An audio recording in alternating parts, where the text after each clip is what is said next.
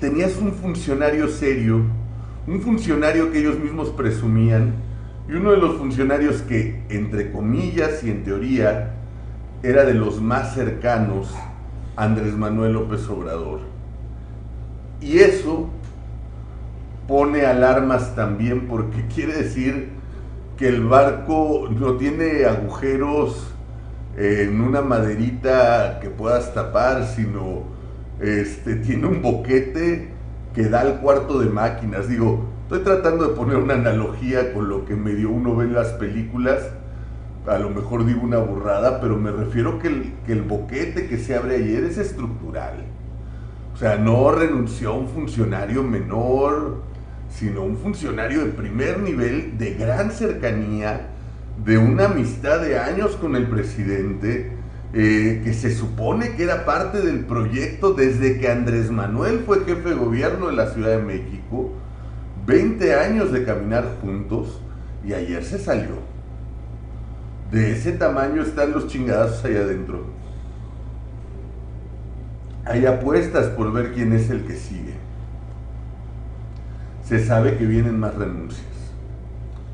Pero finalmente, lo más grave y lo más delicado de lo que ocurrió el día de ayer, y que es donde yo quiero que nos detengamos, es en la carta de renuncia. Porque a diferencia de otros funcionarios hipócritas que dicen, renuncio, ya saben que las renuncias siempre son por situaciones personales, porque tengo un tema familiar que atender, porque la verdad agradezco al presidente, pero me es imposible continuar en el cargo. Y son renuncias que casi siempre se mantienen en la opacidad y que casi siempre la gente desconoce lo que hay detrás. El día de ayer la renuncia no deja muchos elementos a la imaginación y da madrazos gravísimos en la línea de flotación del proyecto de Andrés Manuel López Obrador. La leo y me voy deteniendo por párrafo y hago una primera pausa para lectura de comentarios, pero insisto, les pido que sean breves y que si alguien ya comentó lo que van a comentar ustedes, no me lo repitan para que nos vayamos lo más rápido posible. No vaya a ser que se me acabe el aire antes de lo previsto. Ciudad de México, 9 de julio, Andrés Manuel López Obrador, presidente constitucional de los Estados Unidos mexicanos, estimado presidente López Obrador. No sin antes manifestarle mi profundo agradecimiento por haberme dado la oportunidad de servir a México durante este primer año de su administración, me permito comunicarle que he decidido renunciar a partir de esta fecha a mi cargo en la Secretaría de Hacienda y Crédito Público. Hasta ahí la renuncia. Los dos siguientes párrafos, puts. Discrepancias en materia económica hubo muchas. O sea, a ver, eres presidente y estás discrepando en materia económica con tu secretario de Economía. Es como si te dijera mañana Durazo, discrepancias en materia de seguridad hay un chingo. O si te dijera Germán Martínez, discrepancias en cómo atender los problemas del IMSS hay muchísimos. ¿Qué revela esta frase? Que Andrés Manuel busca no funcionarios de gabinete, no colaboradores, sino empleados que sigan su visión. Ningún hombre es todólogo, y menos un estadista. Lo que debe de hacer un gran estadista tendría que poner en el campo de juego, admítanme la analogía, a los mejores jugadores en cada posición. Y en ese sentido, oye, yo busco al mejor economista que coincida con el fondo de mi proyecto y lo pongo al frente de la Secretaría de Hacienda y confío en lo que me va a decir, porque lo puse, porque creo en él, porque sé de su trayectoria y su capacidad. Si hay muchas discrepancias en materia económica con el secretario de Hacienda, pues evidentemente no tenía nada que hacer ahí. O sea, con ese pequeño renglón hubiera bastado para justificar la renuncia. Porque, bueno, es como si me contratas a mí como tu abogado, pero no estamos de acuerdo en la manera en que quiero llevar tu defensa. Bueno, pues señor acusado, pues defiéndase solo o contrate otro abogado, pero yo no lo voy a defender como usted me diga, se supone que para eso me pagó, porque el día de mañana que usted acabe en el reclusorio, me va a responsabilizar a mí. Es lo mismo aquí. Si yo conduzco la economía como usted me dice, aunque yo no esté de acuerdo, el día de mañana que México esté hecho una crisis, a mí me va a responsabilizar cuando yo no estoy de acuerdo en las decisiones que se están tomando. Entonces, esa primera frase es un rocazo. Algunas de ellas, porque en esta administración se han tomado decisiones de política pública sin el suficiente sustento. O sea, es decir, lo que hemos dicho en este programa todos los días, pero ahora no está dicho por alguien a quien pueden acusar de ser hater, de ser amlofóbico, como me dijeron ayer, de estar traumado con el peje, como me dijeron ayer, sino de alguien del primer círculo y del primer espacio de gobierno. Las decisiones que está tomando este gobierno no tienen el suficiente sustento. Son, dicho en palabras menos elegantes y menos diplomáticas, pura pinche ocurrencia e improvisación. Estás tomando decisiones, Andrés Manuel, te lo está diciendo tu exsecretario de Hacienda hasta el día de ayer, sin el menor sustento, no se basan en nada. Y ejemplos de esto podríamos hablar de la refinería de Dos Bocas, Tabasco, que todos los expertos dicen que es un proyecto que vamos a desperdiciar dinero. Del aeropuerto de Santa Lucía, todos los expertos dicen que vamos a desperdiciar dinero. Entonces tú obligas a tu secretario de Hacienda a recortar recursos de áreas estratégicas de la administración pública, a no invertir en áreas de crecimiento y a poner esos recursos en espacios improductivos. Eso a la larga generará un desastre económico por estar tomando decisiones por capricho sin el suficiente sustento. La siguiente parte. Estoy convencido de que toda política económica debe realizarse con base en evidencia, cuidando los diversos efectos que puedan tener y libre de todo extremismo, sea este de izquierda o de derecha. Sutilito, bonito y a cachetadas, le está diciendo que es un extremista, no sé si de izquierda o de derecha, yo no considero a Andrés Manuel de izquierda, pero le está diciendo extremista. Y claro, las decisiones económicas se basan con sustento. Y eso no necesitas haber estudiado en Harvard, en Yale, en la UNAM, en el CIDE. No. Eso lo aplican los hogares que no tienen pedos. Sencillo. ¿Cuánto ingreso tengo? ¿Cuáles son mis prioridades de gasto?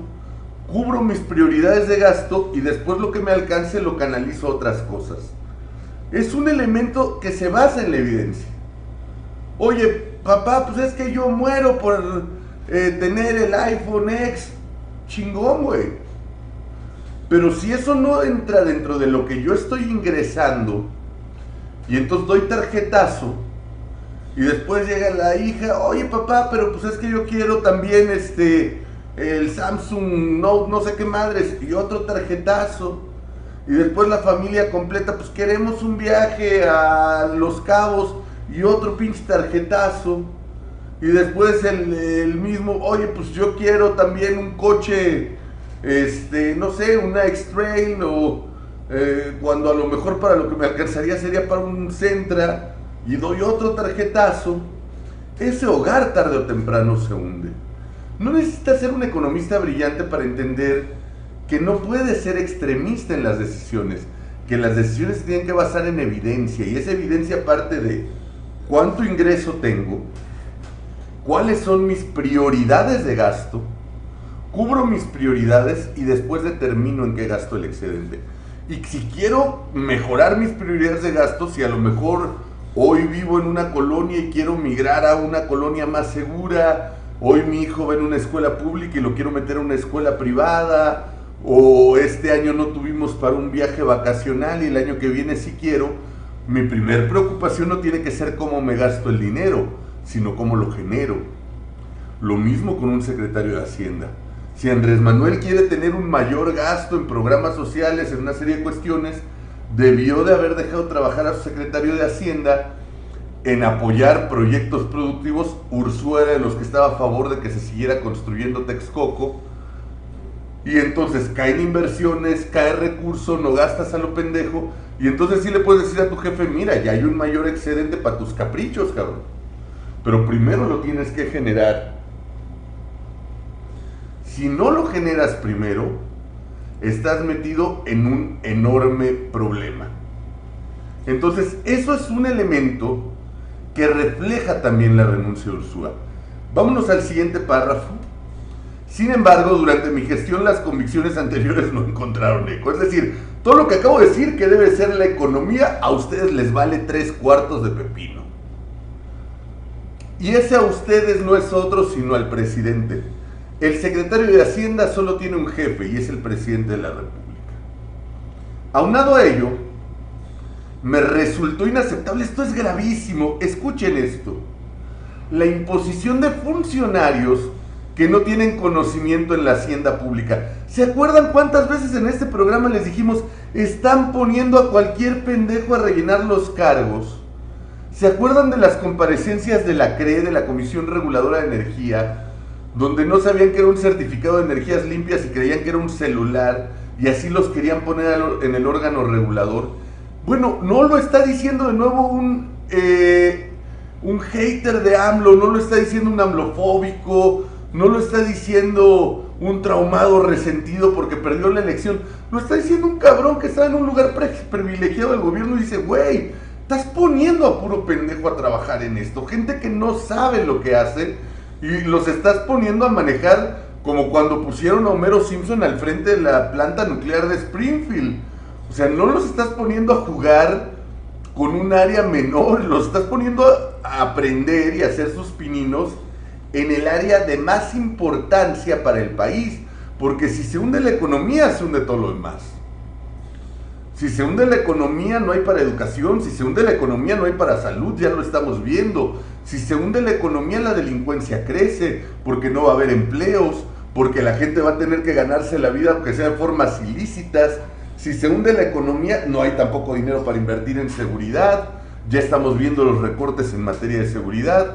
Si se hunde la economía, todo lo demás que quieras hacer en el país es pura pinche mera buena intención, incluidos los programas sociales de Andrés Manuel, que para nosotros son un desperdicio, que para nosotros son incorrectos, son inmorales. No todos, la gran mayoría, son electoreros y tienen que ser regulados y acotados. Pero aún todos esos programas no se van a poder hacer si no hay dinero. Y luego lo último, esto fue motivado por personajes influyentes del actual gobierno con un patente conflicto de interés. El conflicto de interés solo es una cosa, corrupción. Es decir, estás poniendo en cargos públicos gente que no sabe de Hacienda, pero que tiene conflicto de interés. Esto está denunciando corrupción en el gobierno que prometió acabar con la corrupción. Así de grave es el tema. Este es el punto medular. Pero qué personajes influyentes mencionó Ursúa. Y aquí hay que dejar de quitarnos de suposiciones y hay que ponerle el cascabel al gato. Porque Germán Martínez en su diplomacia, cuando renuncia, acusa de los recortes a Ursúa, cuando evidentemente Ursúa recibe órdenes de presidencia. Pero Ursúa, como no puede acusar a un vicepresidente o alguien así, deja en personajes influyentes del actual gobierno. Perdón, pero Ursúa solo tenía un jefe, Andrés Manuel López Obrador. Y así llegara Ricardo Monreal, llegara Jacob Polensky, llegara Andrés Manuel López Beltrán, llegara Martí Batres, llegara Rocío Nale, la famosa contralora que pusieron en Hacienda, la que le están dando sobre facultades, llegara la misma Beatriz Gutiérrez Müller, quien sea, si Andrés Manuel López Obrador no lo permite, tú le dices, oye jefe, fíjate que vino tu hijo Andrés Manuel López Beltrán y me pidió que pusiera a su amigo de subsecretario de tal área de Hacienda, pero no tiene el currículum. Si tu jefe te dice no, tú pon a gente capacitada. En ese momento mandas a chingar a su madre al mismo hijo del presidente. Pero esos personajes son influyentes en el actual gobierno porque llevaban el aval del único jefe que tenía Carlos Ursúa. que era Andrés Manuel López Obrador. No sé quiénes. Di ejemplos de los nombres más influyentes. No los estoy acusando a ellos. No sé quiénes sean, no sé a quiénes se refiere a Ursúa, porque no dio esos nombres. Pero la única manera de que ellos le hayan podido imponer funcionarios al secretario de Hacienda es que en el momento en que el secretario de Hacienda hiciera la consulta pertinente con el presidente de la República, el presidente dijera: sí llevan mi bendición. Y ese es un acto de corrupción denunciado desde el secretario de Hacienda al presidente de los Estados Unidos mexicanos. Así de grave. Lo están queriendo matizar en los medios, y los medios le piden a Ursúa que diga qué personajes influyentes para agarrar un pinche chivo expiatorio. Pero no hay de otra. Así sea otro secretario de gabinete, así sea la secretaria de Gobernación, el secretario de Relaciones Exteriores, el presidente de la Cámara de Diputados, el presidente del Senado de la República, la líder del partido, los hijos del presidente, la esposa del presidente, quien sea. Si el presidente le diera instrucciones a Ursúa de: tú solo pon gente capacitada en las áreas y no peles, como lo dijo en su toma de posesión Andrés Manuel, así sea de mi familia, no le hagan caso a nadie que llegue a pedir favores del gobierno en mi nombre porque nadie tiene autorización. Si eso fuera real, ningún pinche personaje influyente le hubiera podido imponer un funcionario al secretario de Hacienda de este país. Solo lo pudo imponer a partir de que seguramente Ursúa consultó y de arriba le dijeron: sí lleva la bendición. Entonces Ursúa matiza la denuncia, pero en el fondo está denunciando al presidente. Hasta aquí con el análisis inicial de la carta. Leo algunos comentarios y espero que el programa esté llenando sus expectativas. Muchísimas gracias por ver nuestro video y no olvides seguirnos en nuestras redes sociales. En Facebook, Twitter, YouTube, regálanos un like, suscríbete y forma parte de esta gran familia de Observatorio Ciudadano.